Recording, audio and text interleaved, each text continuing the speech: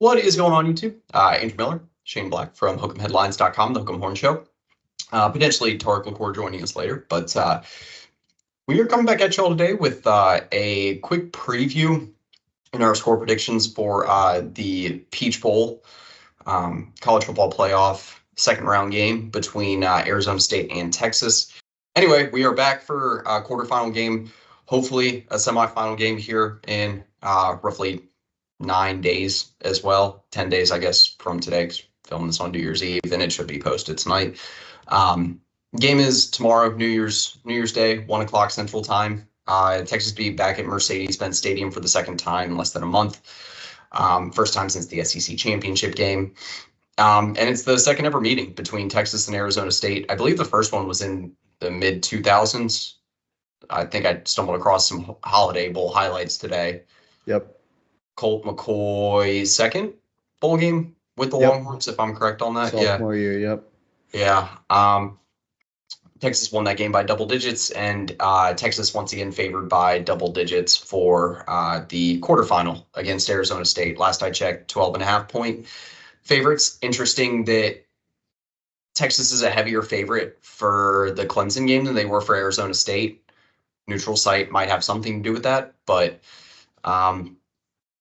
we can talk about like the particular matchup here later. But Texas, I think in retrospect, I can say that this has been the more favorable first round, kind of getting the first round game at DKR. That I think that's been advantageous to the Longhorns here in terms of their path and who they've played. I do want to say that before we get into the preview here, that Texas, I think, looked good in the first round playoff game against Clemson. I thought the pass defense was exposed in ways we haven't seen yet, but the run defense played pretty well against a pretty decimated Clemson backfield in terms of injuries to guys like Phil Maffa and their backup running back. Offensively, thought Texas played really well. Thought Quinn Ewers had his most complete game in a while. Statistically, didn't look anything too impressive, but over 70% completion, over 200 passing yards. I don't think that interception was his fault on that pass to DeAndre Moore. They kind of bounced off his hands either. Obviously, the running game was tremendous. Jaden Blue and Quintravian Wisener both going over 110 yards and multiple scores.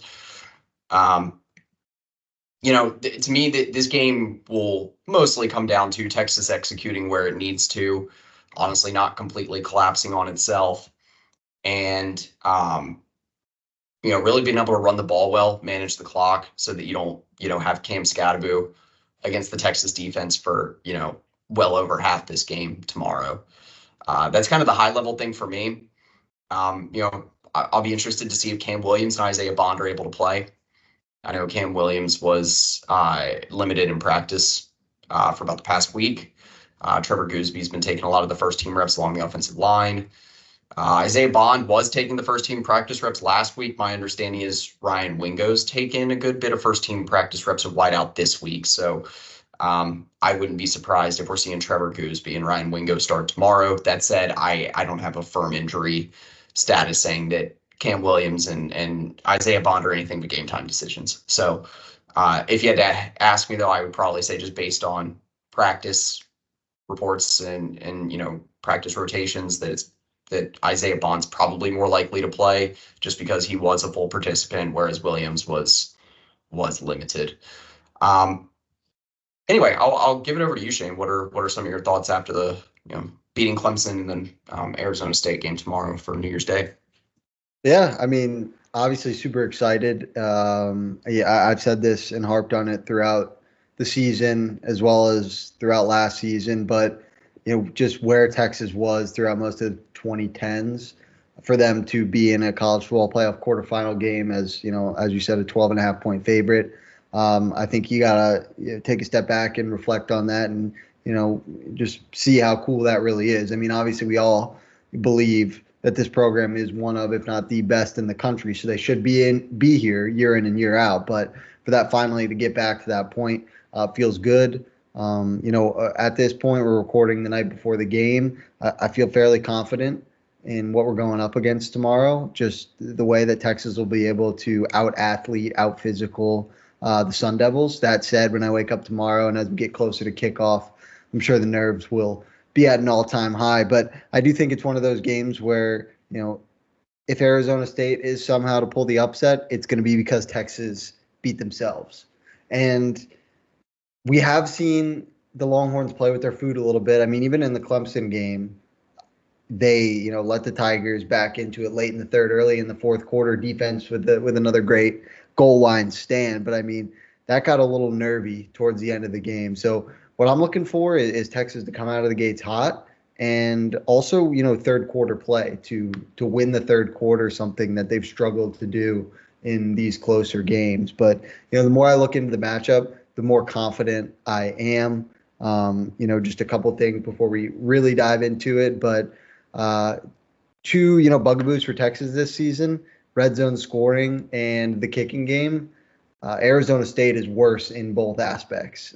Arizona State's 114th in the country in red zone scoring percentage, and they quite literally have the worst, I believe worst, maybe second worst field goal conversion rate of the season. I believe their starting kicker, the guy who's going to be trotting out tomorrow, has only attempted 2 field goals all season. So that is a little bit of a saving grace, but really excited to see how Quinn Ewers responds with all the heat he's been taking on social media, and if Texas is really able to just kind of physically dominate on both sides of the trenches. Obviously, with Arizona State having this sort of identity that they have of being like that more physical ground and pound team, led by Cam Scatterbo, first team All Big 12 running back.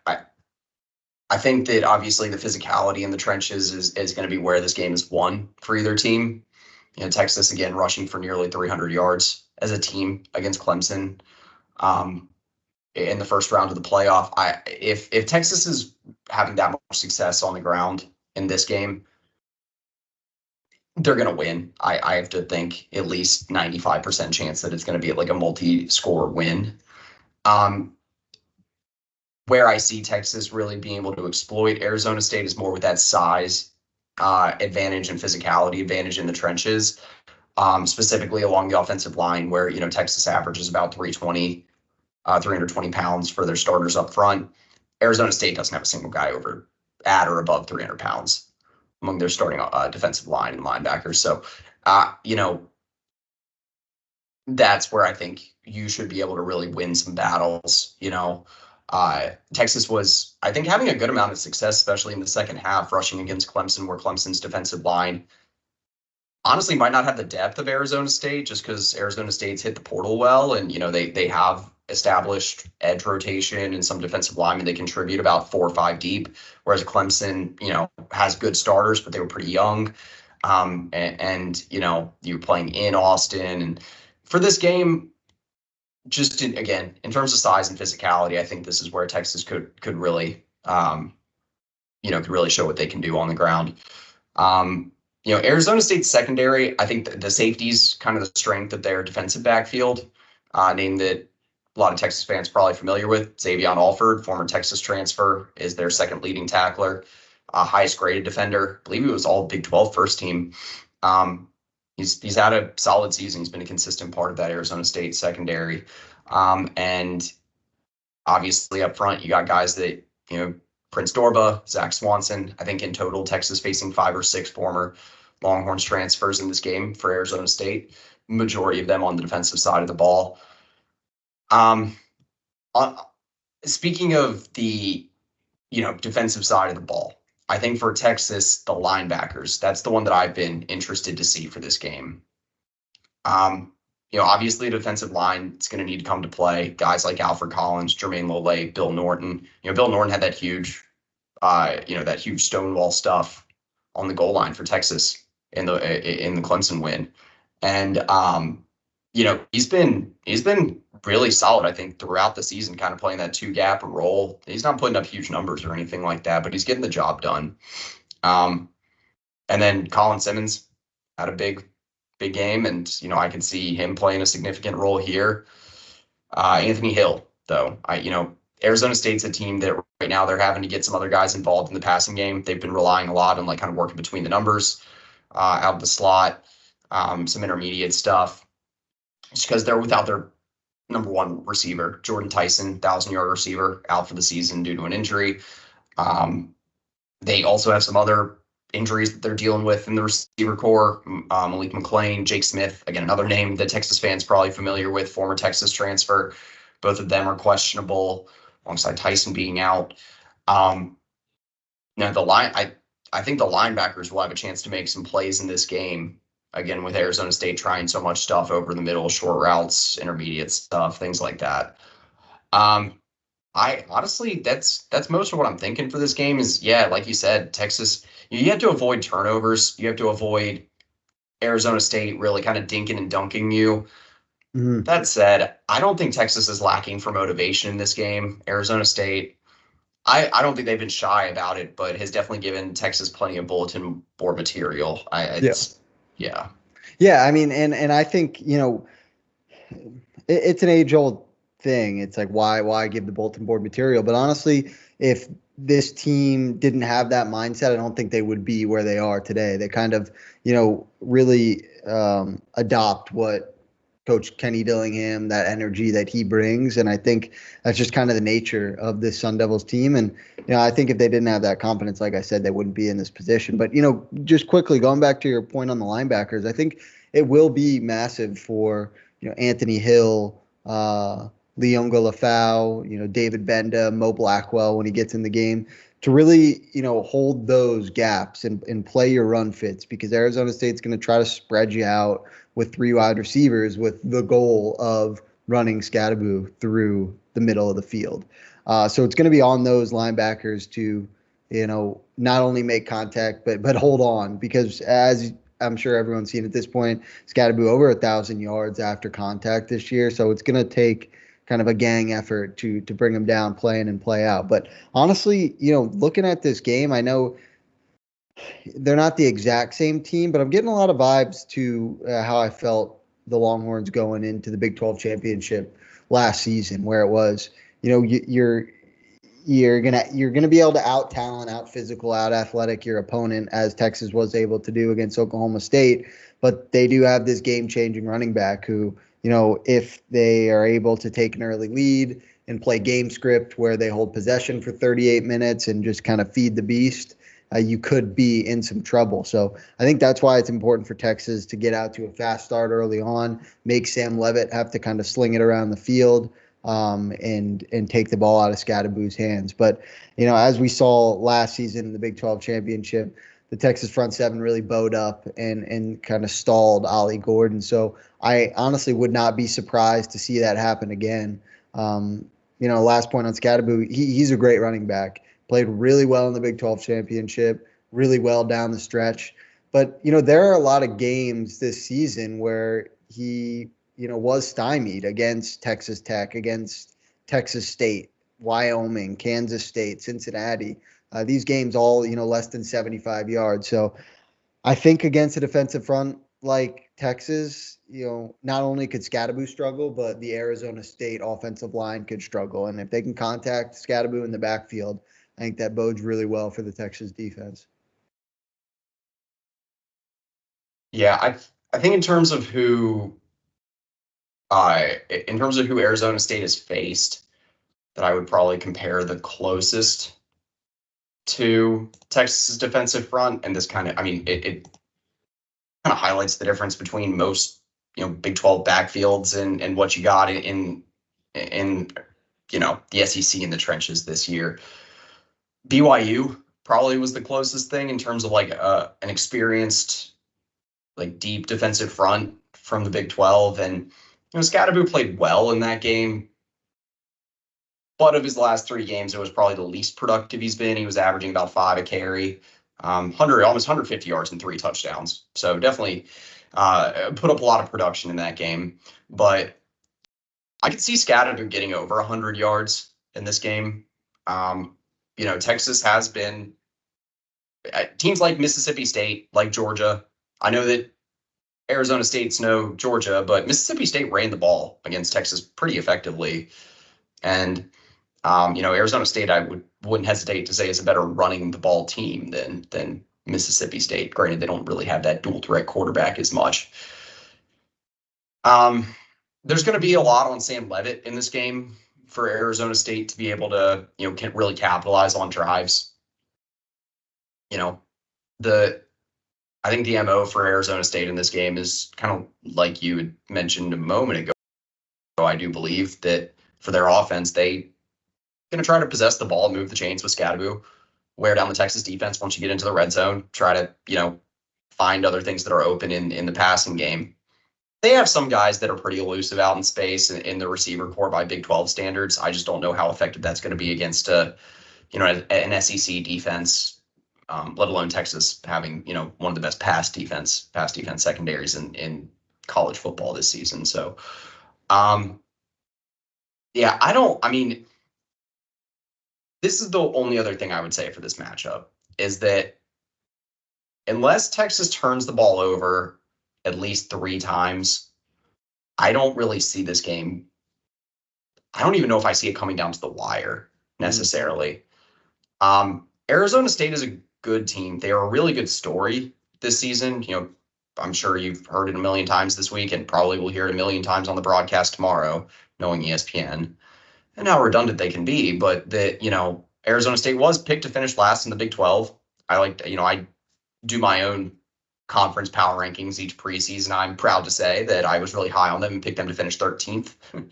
I guess I had more faith in them than most. I thought Dillingham would do some good things there, but I just didn't think he would have them coming along this quickly. And I never really saw them winning the Big 12, given that you still have teams like Utah, like TCU, like Oklahoma State, like Baylor still in the conference, like Texas Tech. But they beat Iowa State by 26 points. That's an Iowa State team that does have some experience and some good depth on the defensive side of the ball. And they beat BYU. They beat Kansas State on the road. I just don't think they've faced a team like Texas yet, where you really have to contain speed on the outside. You have to contain a multifaceted, dynamic ground game, and you have to face one of the best defenses in college football. They beat Mississippi State at home earlier this season, but I was a Mississippi State team where I think that was the game where Blake Shapen got hurt and got knocked out for the season before Jeff Lebby and the Bulldogs had turned to Michael Van Buren at quarterback. And so I just don't think that Arizona State's really seen a team like this yet. And honestly, Arizona State, they've had a good while off.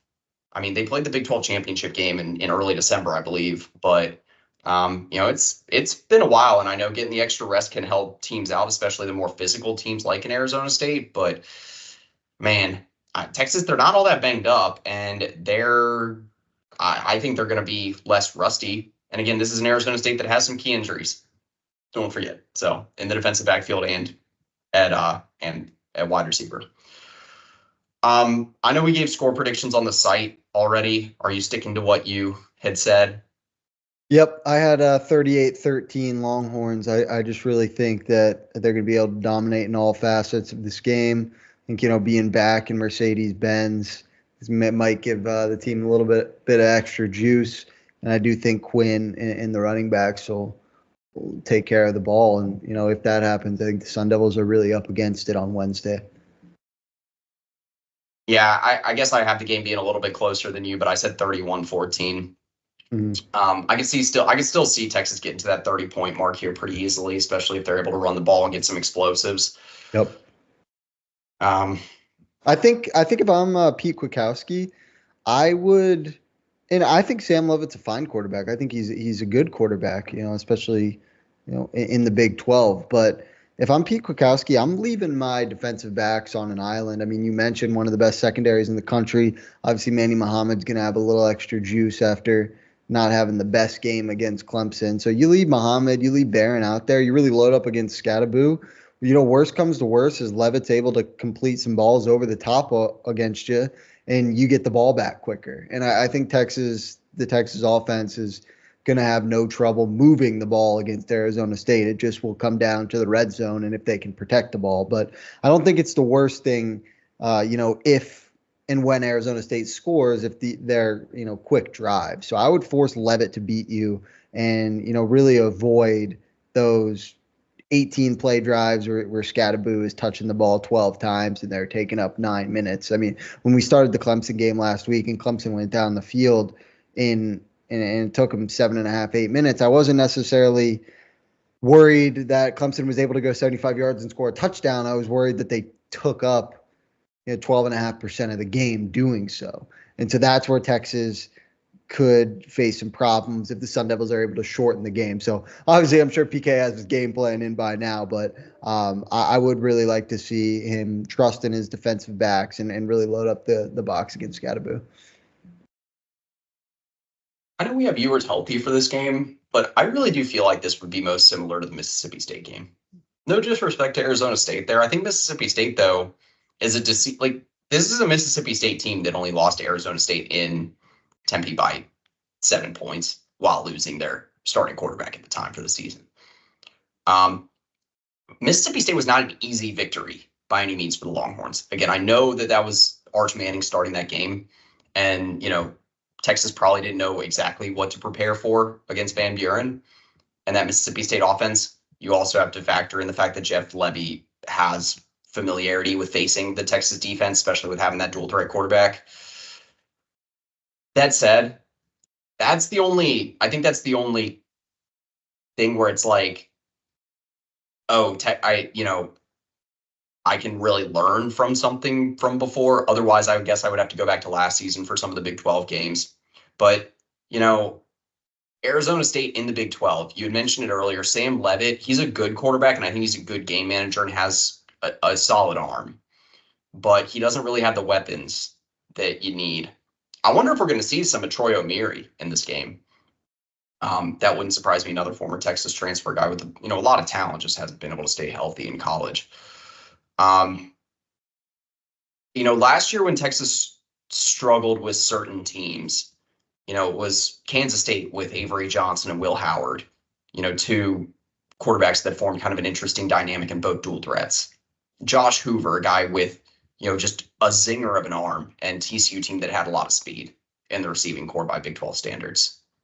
I think that's where, for me, I don't see Arizona State being that sort of offense. Like you said, it's more, if anything, it is more comparable to Oklahoma State, where they had Ollie Gordon, you had some receiver threats that you had to worry about. You had a game manager at quarterback, but I'd probably say Sam Leavitt's better than Alan Bowen. But also, I think the Oklahoma State defense was better in ways and had a better offensive line than Arizona State boasts. So Arizona State's O-line is really good along the interior. That's the only thing that would kind of worry me there a little bit, is like they do have their offensive line's big. It's big. It averages about 315 pounds. Two all-conference players there, including the center. I believe his name is like Leaf Fontenau or something like that. I mentioned him in a piece I'd done. He is one of the highest graded centers in the P4 this year. He's been quite good for them. Yeah, I'm sticking 31-14. I'll throw out one more fun fact here that I noticed that was interesting. How many postseason games do you think Steve Sarkisian has won as a head coach outside of the state he was coaching in for his school? Outside of, oh man, Just found this interesting. so he hasn't done it at Texas. Yeah, the only postseason when he has was last. Even if you want to include the Big 12 championship game, which isn't really postseason, but that was still in Dallas or Arlington. Well, Washington, there's no bowl games in Washington. But did he win any at Washington? I mean, the answer is going to be low. I'm going to go with one.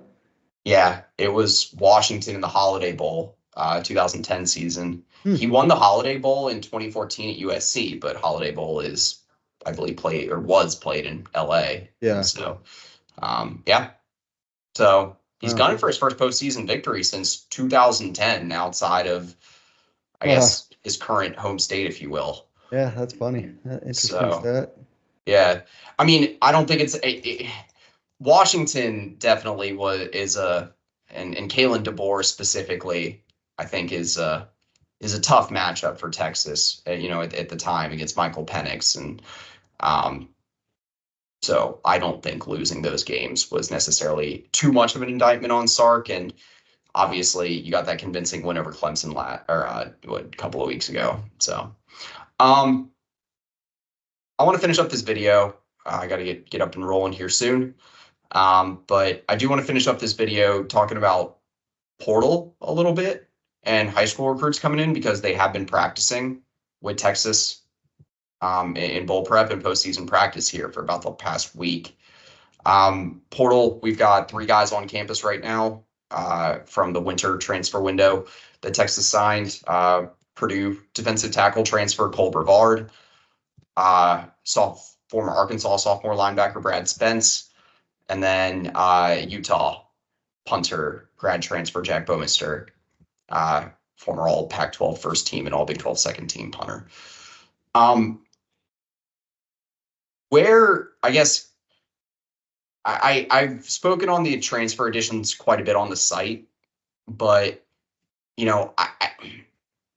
at the moment, I'll be honest, I'm probably the most excited about the punter, just because it'll really help with the special teams unit, and I think it'll be a big difference maker next year because I think 2024 was really the most mediocre year I've seen a Jeff Banks special teams unit, especially at Texas.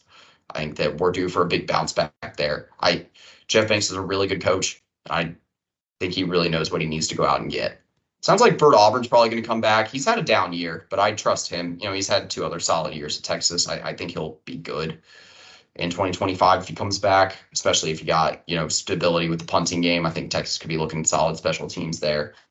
So I guess your initial thoughts on the portal guys. Second thing I would say, where do you think the biggest positional need is left? You know what? Let's go biggest positional need outside of defensive tackle because biggest positional need is so damn obvious right now with the portal and the Longhorns. And then third thing, which player from this 2025 signing class among the early enrollees, which if you need the list, I can bring it up here in a moment, but or just which one you're looking forward to seeing the most or which one that's already on campus, which the highlight of the bunch is Lance Jackson, Justice Terry, and Michael Terry. Yep. For me, it's Lance Jackson. And then I think the other biggest positional need right now, I'm caught between tight end and defensive back. Yeah, so, I was going to go with defensive back on biggest positional need. I think just because of what you're losing, obviously Jahdae Barron's gone, Makuba, I believe, will be gone. It looks like Michael Taft's probably going to come back, but we don't really know that for sure. Gilbo, what's he going to do? Hopefully comes back for another year. But you're really going to need those young guys to step up. Manny Muhammad has one side of the field locked down, but between Kobe Black, Warren Roberson, Wardell Mack, you still have Javion Cole if he decides to come back. But I would like to get, an experienced contributor that, he doesn't have to be the best cornerback or defensive back in the portal, but someone that can come in and play meaningful snaps early on. I do feel really confident about the safeties, regardless. Obviously losing Makuba, but with Jelani McDonald and Derek Williams, and then hopefully Michael Taft as well, and then you have Jordan Johnson-Rubel, obviously Phil Sami and Jonah Williams coming in. You have a lot of talent at safety, but I think who's going to be opposite of Manny Muhammad and who is going to play that star position if Gilbo does decide to leave. Or if they move him to corner. Yeah. Which is great. He could look at what Jahdae Barron did and say, sign me up. When Gilbo first came on campus, he was playing all over the place. So I'm sure they've seen him out there. But in regard to the transfer portal, I think getting the punter on board is big. I feel bad throwing Michael Kern under the bus, and from what it seems is that Kern's still gonna have a spot on the roster. They just want him to kind of take a year to settle down and learn from Baumeister. But it's gonna be nice to have an elite punter. You remember the days of Michael Dixon, Ryan Sanborn for one season. Like, you don't know how valuable that is until you don't have it. So that's gonna be huge. But yeah, you see the game against Georgia, or the 2 games against Georgia, and how they were able to flip field position, how much of a difference that made. Yeah, their 2 wins against Texas, and so that's huge. Yeah, when Georgia's punter went down in the second half, I was just like, all right, just make them punt a couple times because something bad's going to happen. And then they fake the punt, which is, Right. whatever. I don't have to get back into that. As for the freshman class, one, I'm excited because pretty much everyone is coming on campus. I know I don't have the list, but yeah, year in and year out, it seems that more like a higher percentage of the class is an early enrollee. Mhm. And this cycle, it seems, at least like 80, 85% are early enrollees. I think seeing guys like Justice Terry and Lance Jackson next to current players is pretty crazy. Thinking that these guys are currently seniors in high school. I think that bodes well for what Texas and Coach Sark is trying to do on the defensive line. For me, I'm really excited about Michael Terry just because of his versatility. And it's more like I don't know what this staff is going to do with him. And Terry is a highlight machine. Just so he's practicing wide receiver right now. Okay, is he? Yeah. Okay. Okay. I mean, that'll be fun. He gives me, a little bit of LJ Humphrey vibes, but he can move better. But I just think he's so versatile, and his huddle is one of the most fun to watch in this class. So I'm excited, and now I'm kind of honestly, either side of the ball I put him on, I'd be excited because Stark's a mastermind on the offensive side, PK is a mastermind on the defensive side. So just really kind of how are they going to maximize his versatility? What are they going to do with him? That's going to be a fun storyline to track throughout the rest of bowl practices as well as spring practice going into fall camp.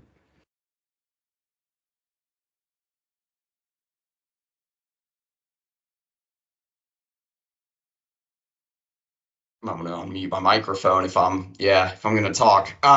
So yeah, for Michael Terry, he's yeah, I guess that's an interesting comp to LJ Humphrey there, and I think that he's got a little bit of like if you I guess when I see it a little bit faster, but if you want to blend like the receiver skills and the route running of a guy like Nick Townsend, and then Okay. kind of the yards after the catch ability of a guy like JT Sanders. Yeah. Okay. I honestly thought they were going to try him out at tight end to start, but his usage probably going to be similar either way. They're probably going to line him up in line sometimes, Yeah. and you can move him around a lot. Hell, you can bring him into the backfield. I mean, he's played a little bit of quarterbacks, or a good bit of quarterback, not a little bit.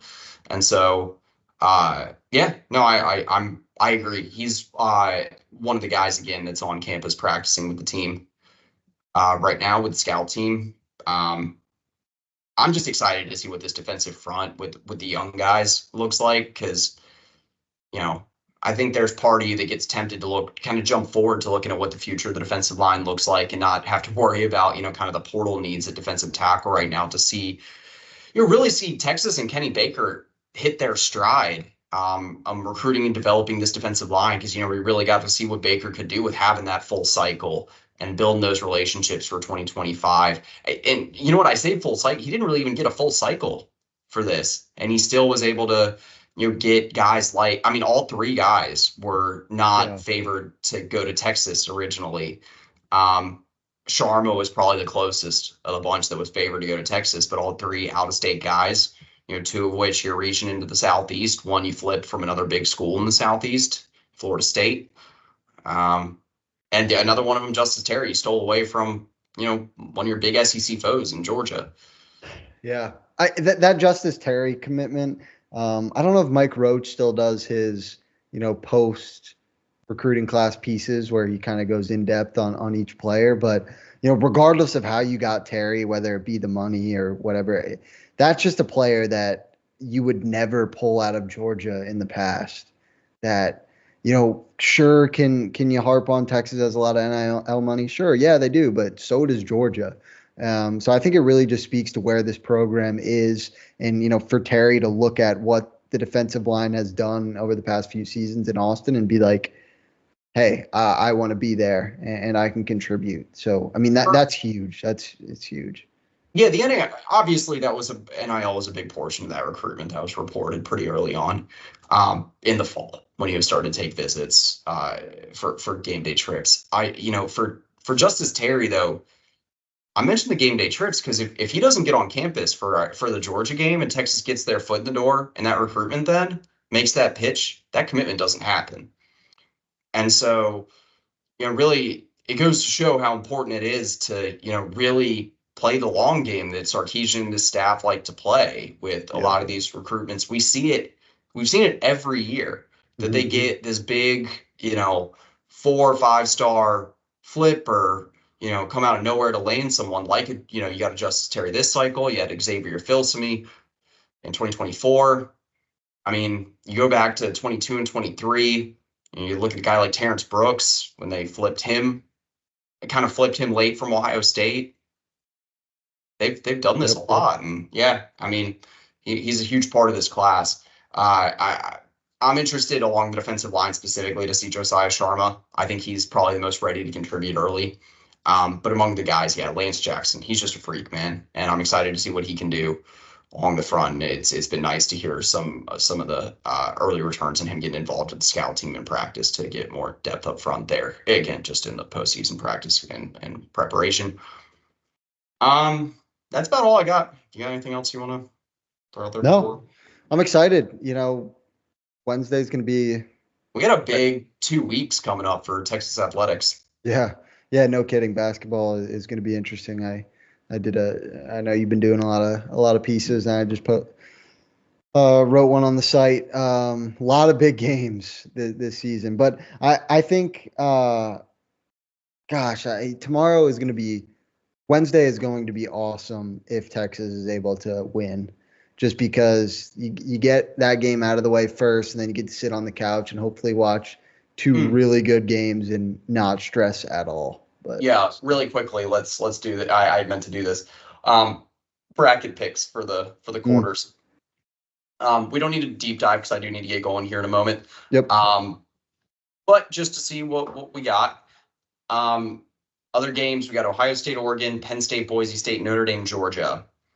Ohio State, Oregon, I've got Oregon. Penn State, Boise State, I've got Penn State. And Notre Dame, Georgia, I'm going to go Notre Dame. I got Ohio State. And I have Penn State over Boise State. I really wanted to pick against Penn State just because that game was lopsided because of the 2 pick sixes. Like Drew Aller, I'm not a big fan of, and Penn State's offense is not Kevin very Jennings good. just did not look good in the cold weather, man. No, he was. That was miserable. That was rough. But the Mountain West has been the worst it's been in years this season. So I don't think outside of UNLV and Boise. Yes, exactly. But my point is, I don't know how good this. Like, I don't think this is a Boise team that can knock off one of the Giants. They almost upset Oregon. Yeah, I know. Granted, Eugene. yeah, they should have beat Oregon if it wasn't for 2 special teams touchdowns. But they kind of floundered down the stretch. But I mean, I'm a coward, so I'm picking Penn State. And in the final game, I go back and forth. I know too. Here, I do want to say this. For Penn State, Boise State, I know I said we weren't, and I'm not. You know what? Why am I even doing this? I know 1 + 1. I know 1 + 1 does not equal 3, so I get it. I'm forgetting what I call it, or in what people call it, but I get it that you can't look at one game between 2 separate teams and compare it to another. Yeah. But this is still a Boise State team that beat Wazoo, I think, by 3 scores. Wazoo was a decent team this year. They beat Washington, beat Texas Tech handily. Wazoo beat Texas. Well, yes. So, and I don't know. Anyway, I would like to see Boise State win, and but I guess that's fair. It's.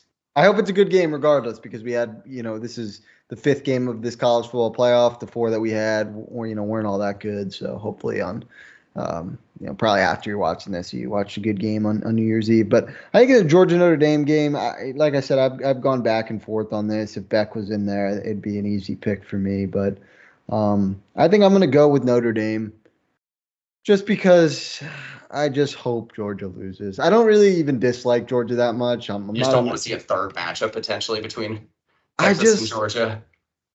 If Georgia is able to win 3 games with a guy starting his first 3 career games to win a national title. Like, God, I'm worried that Georgia will become to Texas what Alabama is to Georgia, where I think it's it's already like that, if you ask yeah, me. yeah. I mean, it's only 1 year, 2 games. Like, I don't think you can consider That's that true. a precedent yet. I think But if it might get there. yeah, I think it could get there, even if they don't end up meeting in the title game. If Texas loses in Athens, which is it's in in a I'm losing it here, but on the surface, that's not a bad loss at all. But then the narratives start to form that you cannot beat Georgia, Sark can't beat Kirby. So I would just like to get them out of the way, and just I don't really want to deal with that. But I don't know about Georgia being they struggle with Georgia Tech and Haynes King, yeah, it's a good point. and Notre Dame's that on steroids. Yeah, And so I get it, the game's not at Notre Dame, so it's a little different, but you look at it whenever Georgia's had to play kind of that dual threat quarterback this season, excluding maybe the Clemson game, but I don't know if they had really figured out what they were doing with Cade Klubnik yet with the Tigers. yeah, But I look at other games, man. Florida was giving them serious issues with Lagway before he got hurt. yep, Um, you look at the Georgia Tech game, you look at the Alabama game. A lot of these games, even Mississippi State, man, with Michael Van Buren, that game was close. I think that was a 1-2 score game. yeah, yeah. They were in it late. Yeah, they were. Yeah, And so, I think Jeremiah Love being a little nicked up hurts the Irish, but this is one of those games where there's going to yeah, be 15, 20 screen passes combined. Like, they're especially the later you get into it when it's like 10-7. Neither head coach is going to want to turn the ball over on offense. I think it's going to be pretty conservative play calling, but yeah, the over-under's 45.5. So I think that even seems a little high to me. Speaking of the screen game, we don't have to go on a tangent, but Sark, get back in your bag, please. yeah. Screen game has not been working of late, so I'm hoping that really shines through on Wednesday. Yeah. Yeah, take advantage of Arizona State, man. Their corner is probably the weak point of their defense. Their run defense has had more depth up front than the pass defense. They've relied heavily on the safeties there. So anyway, yeah, I gotta get up and rolling. But yeah, for Andrew Miller, Shane Black, Hook'emHeadlines.com, Hook'em Horn Show. That's pretty much it. Happy New Year. Hook'em. Hook 'em.